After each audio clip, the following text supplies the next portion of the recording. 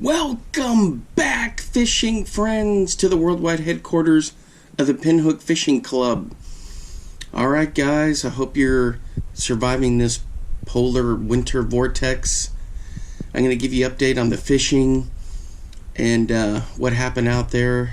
Complete chaos. So before we get to that, just want to say, hey, if you're new to the channel, thanks for stopping by. My name's Alan, and I appreciate all your support. So, as you could see, everything was calm on the water. The wind was coming straight out of the south. And I threw my drop shot rig, the little high-low kind of situation there with a little bit of a Marabou jig up above the Berkeley flatworm. And I was fishing that pretty good, then I got a snag. So I couldn't work it loose, so I had to retie. And when I was retying, I noticed that the wind had shifted and it was coming from the west. And I thought that was kind of odd. We weren't supposed to have any wind changes until later in the day. So I retied and I fired it back out there in a different location. And I felt a thump thump and I set the hook and nothing was there. So I think either some smaller fish or like a smaller or maybe a smallmouth will do that sometimes. They'll come up and just kind of short strike something. So I didn't, and it must have been at the tail of that flatworm, so I didn't catch anything. And then about another 3 minutes, I cast it out just over a little bit, maybe to see if he'd moved, and I got snagged again. So I took that out and started retying, and I started to hear the water start splashing over those stones that you see that are in there that you saw. And no boat had come by, so there was no wake. And in a span of about 35 minutes when I had gotten there, the wind shifted again, and now it was out of the northwest moving towards the north. And so I looked at my phone and it said, you know, the wind was going to shift later in the evening, and it was like about 7 hours sooner. So I was like, what the heck? So I kept fishing, and then the wind just got to be super strong. So I moved to another location in the little cove I like to fish with the wind at my back, and nothing doing there. So then I went down to the river and I tried to fish there for a little bit. I threw a jerkbait in there, a new one that I got just to test it out. Nothing was going on there. And the wind was straight in my face over there, but I wanted to test out this jerkbait. So I was there for maybe an hour, and I threw a couple other lures, even threw a Ned rig, and nothing. So I came back, and I'm going to go over a couple of baits. I don't want to call it a series, but I'm going to do like a little bait spotlight, and then do some lure tying. I need to tie some more Marabou drop shot setups. These little hooks like this, and I put the Marabou on it, and I like to rig those up higher on my drop shot setup, and so that they, you know, if I catch a fish on them, that's great, but they're more for attention, and then for the fish to really focus down on the, you know, what's lower, whether it's a little Minobi or a, you know, a Berkeley hitworm, flatworm, or some of these other things. I got a little Bass Magic Sassy Shad. But anyway, so that was what was going on this morning, and so today I'm going to tie some of these and talk about some baits, a little bait spotlight. Let me get you in the stand, and then we'll keep going. Alright guys, let me get this thing out of the way. So this is a Bomber Model 7A, and I've talked about this before. This is the one that when I was working in Gainesville, Texas, the Bomber factory was right there. They used to have a museum. I don't know what happened to it. I think it closed, but the building is still there, and it's a cool place. And the thing is, when I worked there, I never thought to like go garage sale or estate sale shopping to pick up any bombers that people were getting rid of. Excuse me. But what I did was I decided up in Iowa to throw this at a lake that's up there and see if I could catch anything on it without losing it, you know, because it is a vintage lure. And sure enough, I caught a nice bass on it, and that made my whole summer. And if I remember, I'll put a link to that video in there. But I really like the bomber baits, and old man Tuberville and the crew there, he really felt that the 7A was the best out of all the baits ever made. And so that's why I picked this one. Alright, so that's going to be our little bomber spotlight, our lure spotlight is the 7A. And I have a whole bunch more in this tray that we'll get to eventually. Like, I really like the flat sides, and there's just so many great lures. Even the, I guess they call them now the Generation 2 lures, they're pretty good from what I've experienced with them. No complaints out of that. So if you're ever looking for something that's at a good price you want to throw, pick up some bombers. I think at Academy they had like a little display on the side of one of the aisles, and they had them there for $3.25 each. And so I picked some up, and they have like the little 3-packs. So take a look at those, give them a shot. If you like vintage stuff, go for some of the vintage ones. They're all over the place. You can find them on eBay. But anyway, there we go, the 7A. And I keep my eyes peeled for 7As because at some point I want to get more colors. And I've got a box here dedicated to the bombers, so I'm going to keep testing them, keep throwing them, and having fun with them. They're such a cool bait. Alright, let's get on to some tying.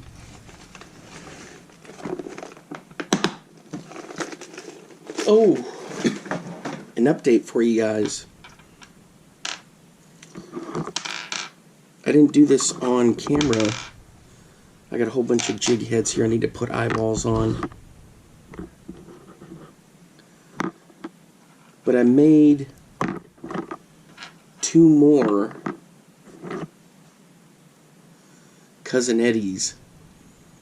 Now this one, the collar's a little thick, and this one isn't quite as thick because I was using this wacky sparkle line that I can't fit into that bobbin. It's just too frail. And so what I did is I just hand tied them, and I shouldn't have done that. I should have just used regular thread to get the base down and then put the sparkle over it. But anyway, a couple more Cousin Eddie's.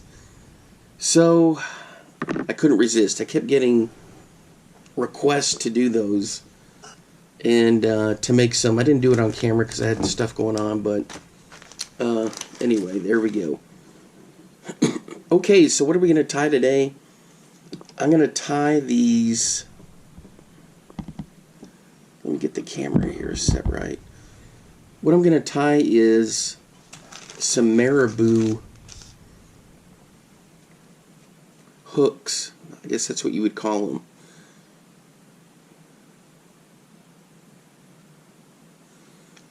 Let me get a base down. And the reason I'm going to do that is for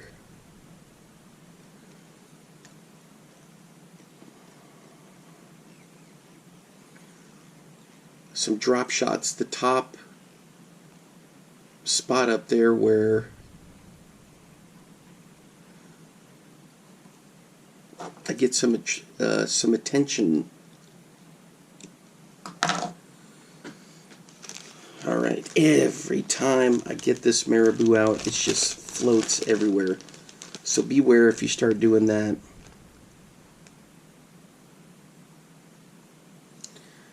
So I got a nice little pinch right here ready to go. So I get all my Marabou from Barlow's. Everyone knows Barlow's for all kinds of lure making equipment. But it's right here in Richardson, which isn't far from me. So you just need a little pinch. I'm going to get it up here real close. I don't want to cover the eye, but I need to get it close enough.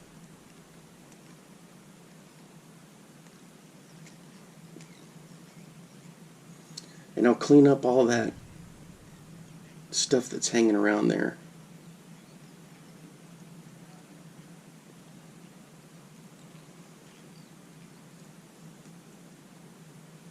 There we go. That's going to look good. Yeah, I got a little bit of fluff here. I don't mind a little bit of fluff real close to the hook.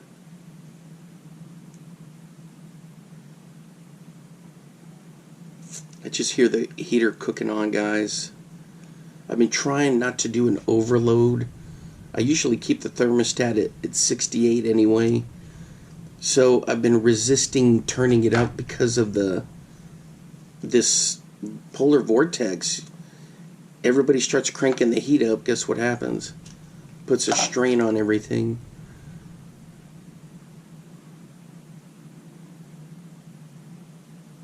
Here we go. Just a little more. Right there. Yeah, that's odd because here right now it's 11 degrees in the North Texas area where I'm at. Last time we had that was at Snowmageddon event. Of course all of these are floating around.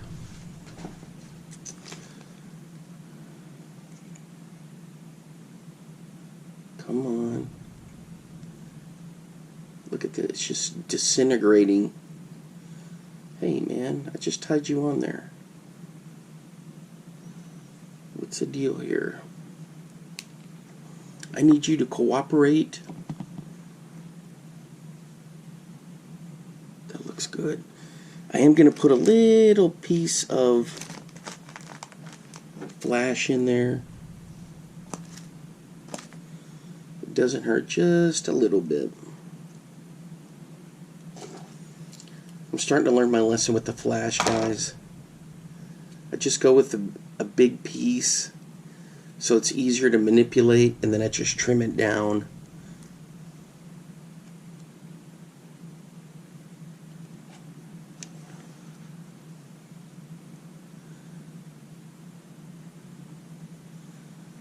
Doesn't take much, just a little piece.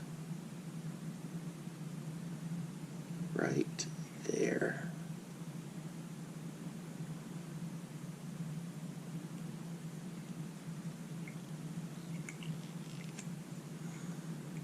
I always forget about the camera and how you guys need to be able to see. Amateur hour. Fat fingers and amateur hour. Alright. Need just a little more.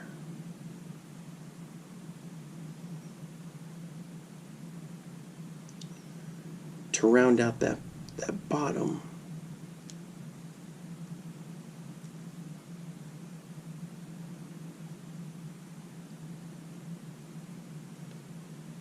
Alright, here we go.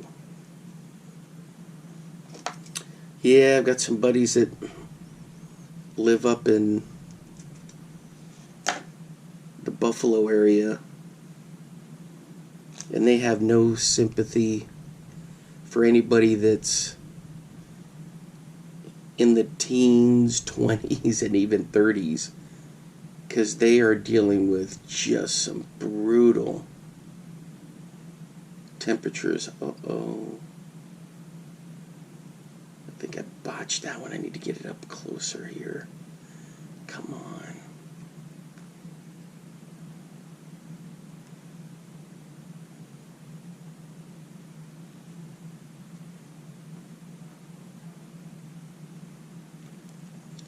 Not on the eye.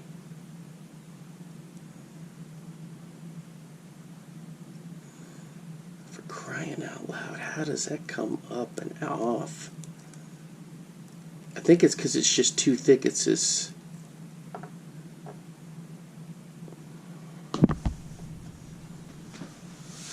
There we go. Alright, that's it for that. Let me get this in the trash.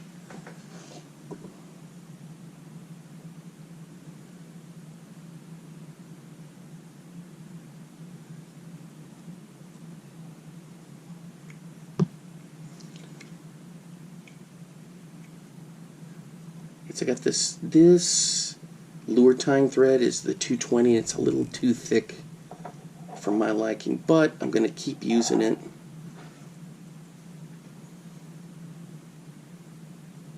There we go. That's going to work for number 1.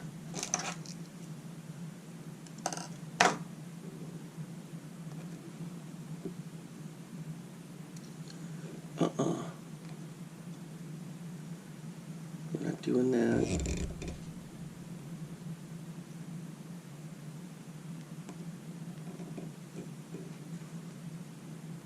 There we go.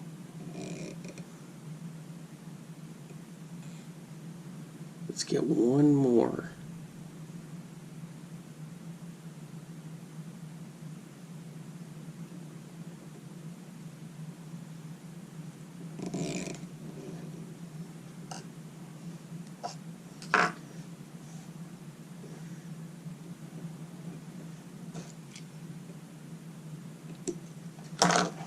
And of course I had some come off.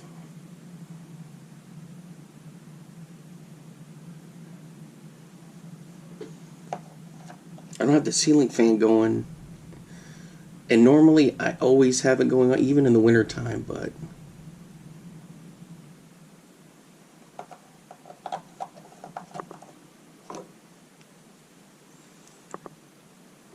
okay, the head is clear.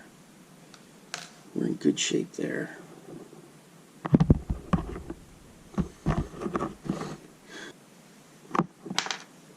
Alright, let's get this guy out of here.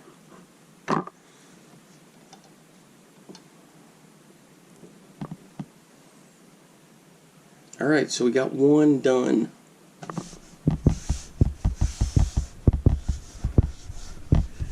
And the most Marabou floating around than I've ever had. That's going to look great. What are you doing over here? There's my flash. Alright, that's a good one. So I need to make 3 or 4 of them.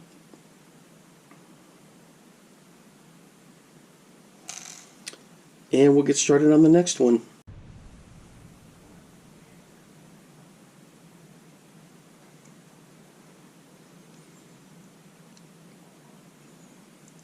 Here we go with number 2. I gotta tell you guys, you know, our temperature down at 11 degrees here. This is going to be layer number 1 on this, and then I'll have to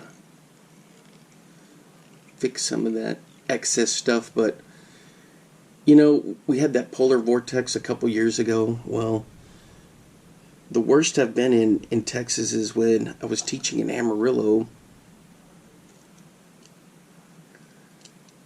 It was that 2013 blizzard, shut down I-40, and it shut down I-27. And the thing with Amarillo is that it is at a higher elevation than where I am now in the Dallas area.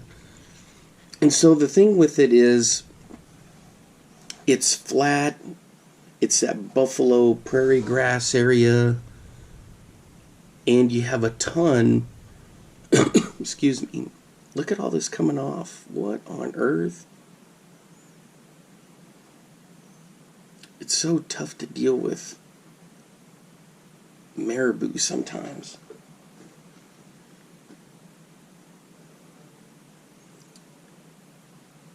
I'm left scratching my head sometimes with it. I'm like, what is going on? Anyway, so we had that big blizzard of 2013. We had a 26-inch snow. And at my house, I had one of those outdoor temperature sensors, and you put the little station in your house, and that thing got down to 9 below zero in the backyard, and I was like, oh man, I had to take all the evasive action to make sure pipes weren't freezing and all that kind of stuff. Well, as we got more and more into the storm, and the snow kept piling up, and people were traveling on I-40. I-40 goes clear across the country, and people were like stranded. So word started to spread that, hey, you can go to some restaurants that were around there. We're going to let people just hang out there. And then the restaurant chains were like, wait a minute, this storm's going to go for like over a day easy. So then everyone started to leave work, and it was pure chaos. So we knew we weren't going to have school, but there was so much snow that the next day I opened up my back door, and the snow had drifted because of the wind. Not a lot of natural trees there in Amarillo. It's really flat, so the wind just blows and blows. And I had a drift at my back door that was up over my waist. And, spending time up in Iowa in the wintertime, you see, drifts that are way bigger than that. But for me at my house, this was like a big deal. So I knew I was going to be snowed in for a couple of days. Well, one thing that happened was, to a lot of businesses and to our school, so much snow had piled up on the roof and drifted in some spots up on the roof, that the roof was starting to sink and possibly cave in. So during that next day, they had to get some of the school custodial people to get up there to start getting the snow off. And the thing is, we had a window where it wasn't going to snow for another 3-4 hours. Then part 2 was going to come through. And so they were going to get there and try to clear as much off as they could. And of course, we had a snow day, so there wasn't going to be anybody at the school. You didn't have to deal with like traffic problems. But it was a serious issue. So they got most of it under control. And to this day, those dudes were, in my eyes, were like heroes. Those maintenance guys, for going up there, climbing up there, for one thing, to get to the school, because emergency services were even locked down. It was bad.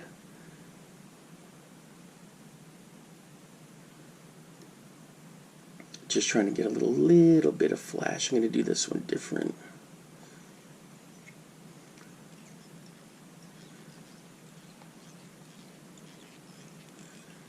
Doesn't need to be perfect, because this is going to go on for a drop shot. But anyway, so they got that done, and then it was just a mess all over. Finally, round 2 started to snow, and I thought, I'm not going to even try to start clearing the front walk. It was the only time I'd ever known that the mail they just said, nope, we're not doing it, because it was so bad. So I said, I'm going to wait till phase 2 is over, then I'll start thinking about clearing off my driveway, because at some point, we were going to have to get out for school. Well, then I made the decision I was going to go explore, and I was going to walk up to the gas station on the corner to see if it was open. And I got all my good... What happened? Did I move this camera? So I got these really nice hunting boots.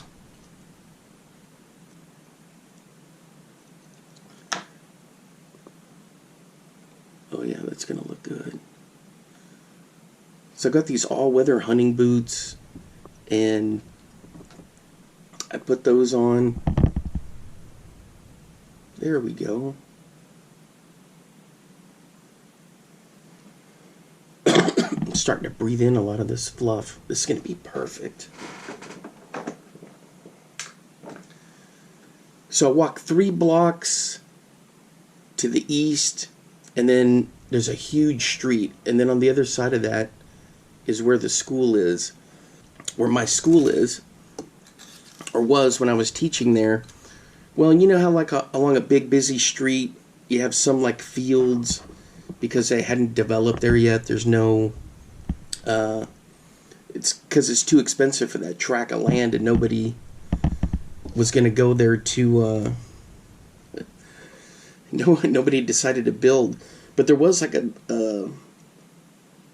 Phillips 66 on the corner with a convenience store. So on the way down there, I think they eventually put like a little fire station there. So I walked, because my little subdivision was pretty new.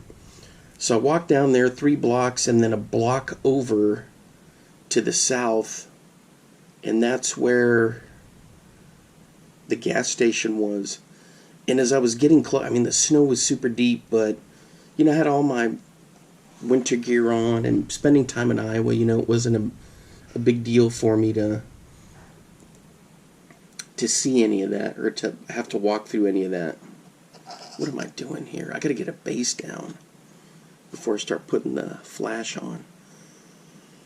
I'm telling you, I must have inhaled some of this Marabou. But anyway, so I was like, wow, man, the people are like actually there working. So as I got closer, I was like, oh yeah, there is somebody there, but there's no vehicle. So I trudged through the snow and walked across the little field, and I get to the store, and the dude is in there, and he's tinkering on his phone, and he's bored, you know. And he was surprised I was there. He's like, how did you get here? I didn't see you drive up. And I said, well, I just live a block over, so I just walked up here to check things out and see, you know, see if you were open, and, you know, what's going on with the storm over here. And he was pretty cool about it. And he said, well, they have a special vehicle that they can get employees to work for stuff like this. And I was like, are you serious? So this big truck they have, 4-wheel drive, some kind of, I never saw it. It's a big pickup, something that they can handle with the snow to get the employees to work. Had picked him up at his house and dropped him off, and he said, yeah, I'm getting paid extra on days like this for when it's bad. And I was like, well, you know, that's pretty cool that the company does that. And he said, yeah, but, you know, I'd still rather be at home. And everybody would rather be at home because he knew he wasn't going to have customers. But the thing is, he said the reason he was there was to kind of monitor all the systems and to make sure that the fuel, like the gas pumps, didn't completely freeze up. And he had to run a bunch of system checks just to keep things in working order. Excuse me. And the big boss for that company, he was making rounds to all of the stations that they owned to make sure all the systems were running. I think he even had to work at one, is what the guy was saying, but after he'd gone through and made his checks. Anyway, to make a long story short, I got some food. I think I got some chocolate milk, my sugar-free root beer, and I was like, all right, I got to get out of here, you know. Just wanted to kind of go out and explore. And I came back. Well, we were stuck there, guys. The whole city was snowed in for a good week. Not exaggerating. It was just bad. We ended up having rounds 3 and 4 of more snow, and the guys that were having to, what is going on here? You're coming off now. The guys that were on the roof having to get the snow off, they had to keep going up there, and there was a couple of businesses in town where the roof had caved in. And on top of that, we had pipes freeze at the school, and it was just such a disaster. But we didn't have school for a week, and we didn't have to make those days up at the end of the year because they had called it in as a weather emergency. And of course the kids love that, and as teachers, we enjoyed it. Back then I wasn't into fishing as I am now, so I was doing other things, checking other stuff, a lot of other stuff going on, but it was nice to have those days off. God, this marabou is just everywhere. Look at that.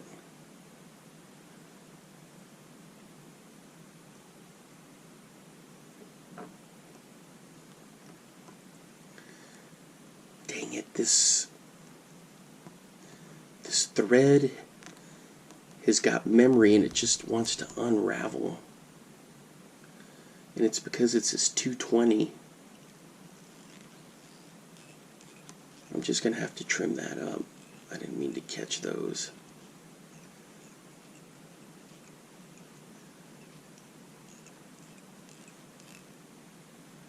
Okay, the eye is clear. Look at this. It's just everywhere. Okay, I'm going to go with the synthetic.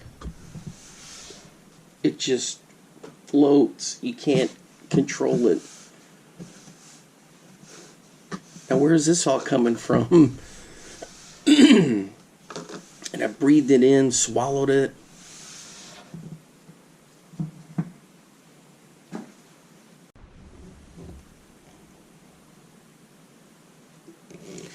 So that was a story of our great blizzard in Amarillo. So we do get it in Texas where we can get those nasty storms. A lot of people are like, oh man, you guys got snow before we did. How is it? Look at this. How is this guy all of a sudden just pop off of there? Because it's marabou.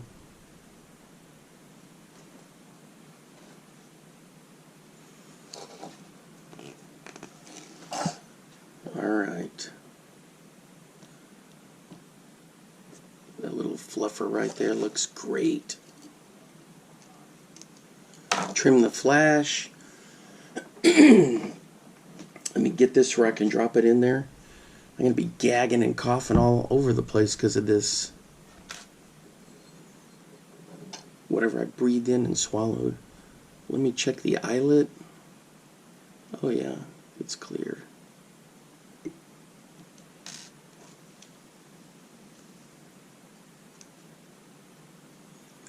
Just in case, I can trim just a little here and there.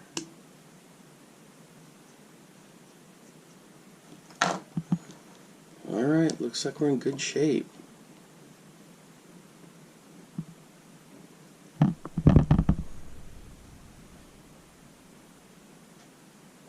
Sitting on the top of a drop shot setup, that's going to look excellent.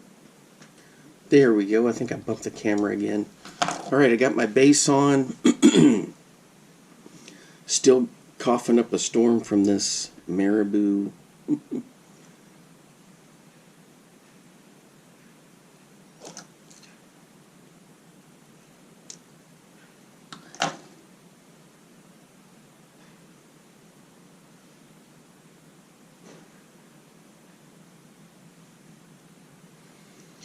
wonder if I can go into Barlow's. I never thought. I'm sure I can. I never thought about driving over there to go look.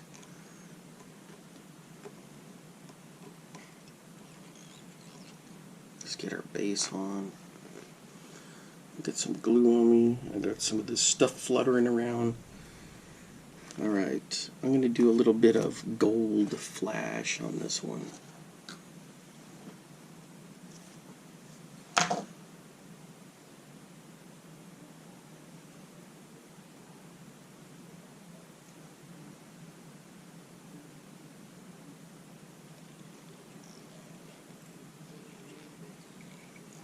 There we go.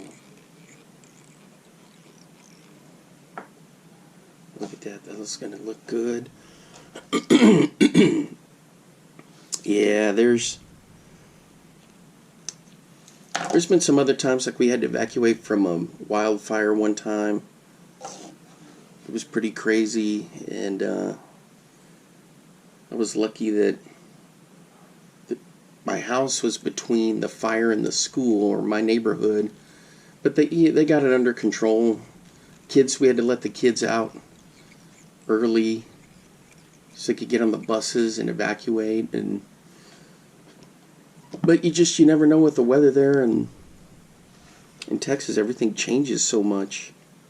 Now here over in the Dallas area, if we get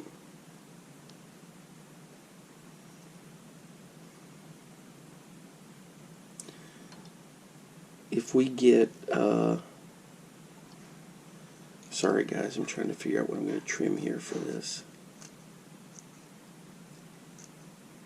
That looks good right there.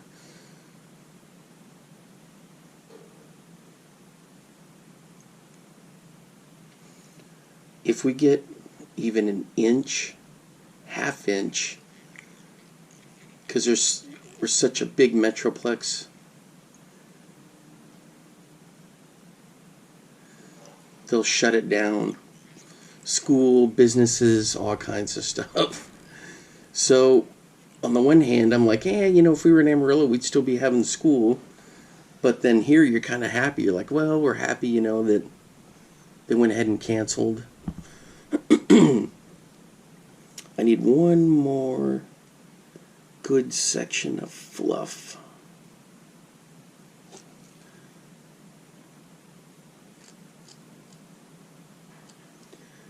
I guess I should show you how I trim it. I put my fingers there, trim along the stalk, and then I get the size that I want. Sometimes I'll wet my fingers and then twist it a little.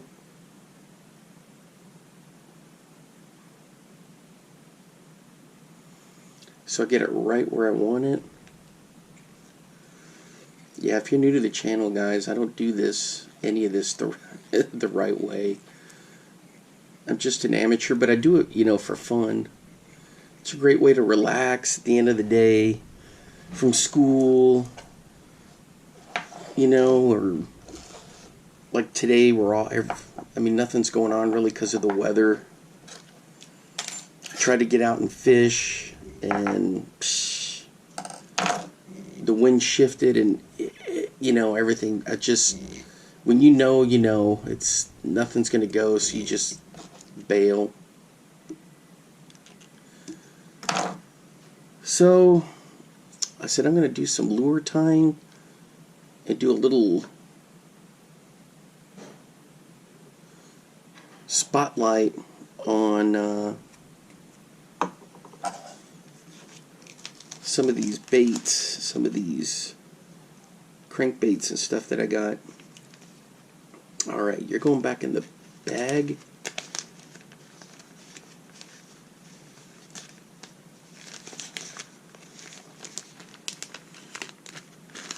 Comes in a nice, neat Barlow's tackle shop package.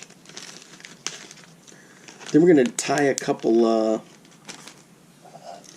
was thinking about doing white, but I didn't do it this time. I like using the black because, oops, I think I bumped the camera again. Black just stands out so much, whether it's dirty water or clear water. And you know, fish see things in shades a lot of time. Different color, because remember, you know, they're designed to hunt.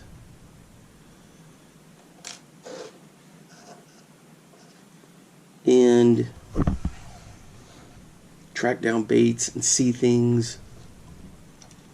Ooh, I need to trim this just a little bit around the eye here.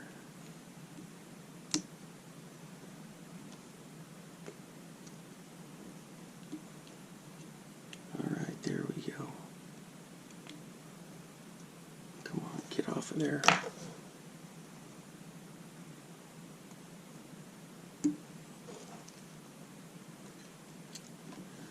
Yep, that's good to go. Check that out. A little bit of flash in there. Man, that's good. Let me close that up. Let me change some stuff here to get ready for some crappie tying. Alright guys, so we're working on another little crappie jig here.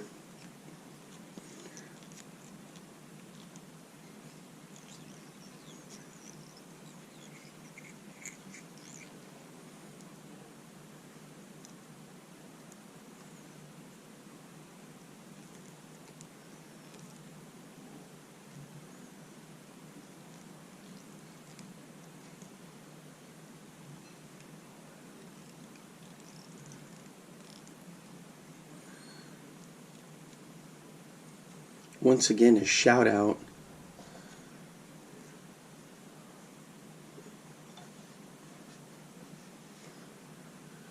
for the epic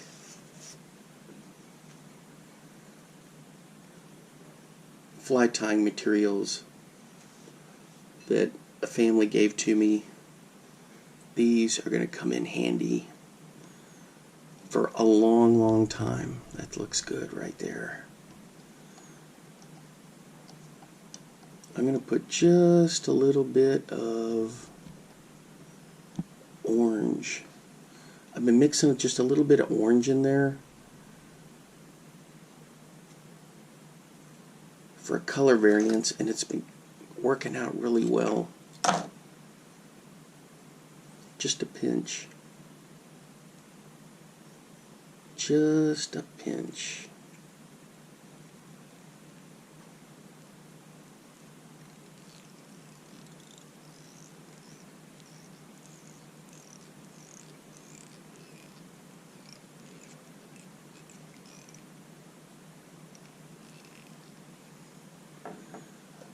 Just a pinch. Alright. Then I need just a pinch of hackle.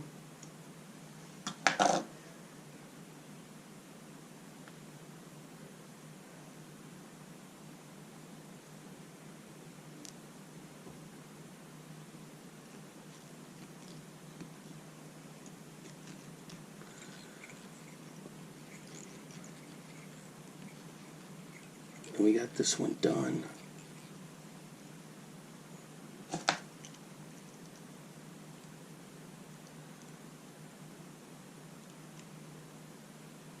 Little trimming here I gotta do. I'll have to do that once I get it off of there. Alright. So today, even though the fishing wasn't productive,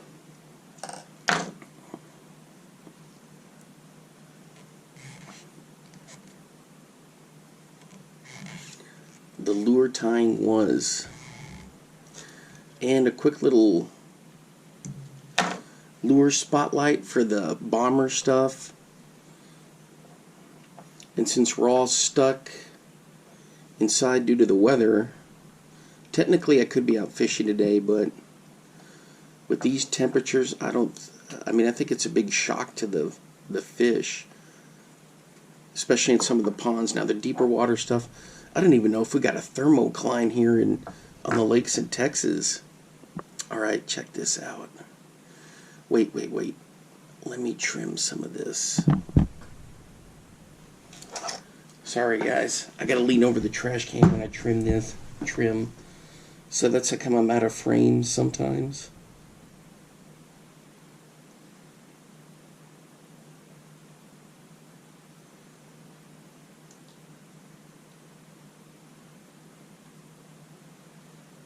Just a little more. I see you.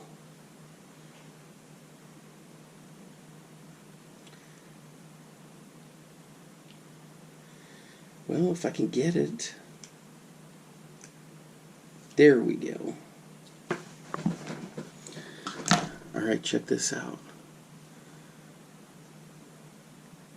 Now it's going to change a little bit once it gets wet.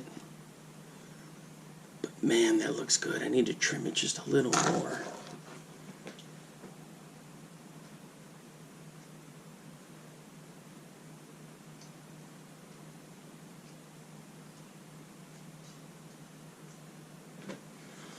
One thing, guys, I made this one just a little shorter.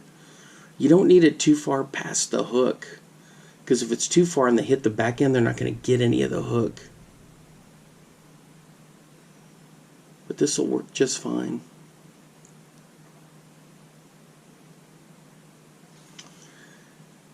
So I have some that are just a little too long. Check out this one. This one was from the other day. It's in the put eyeballs on pile. But sometimes I like to have some that are a little longer for the bigger crappie.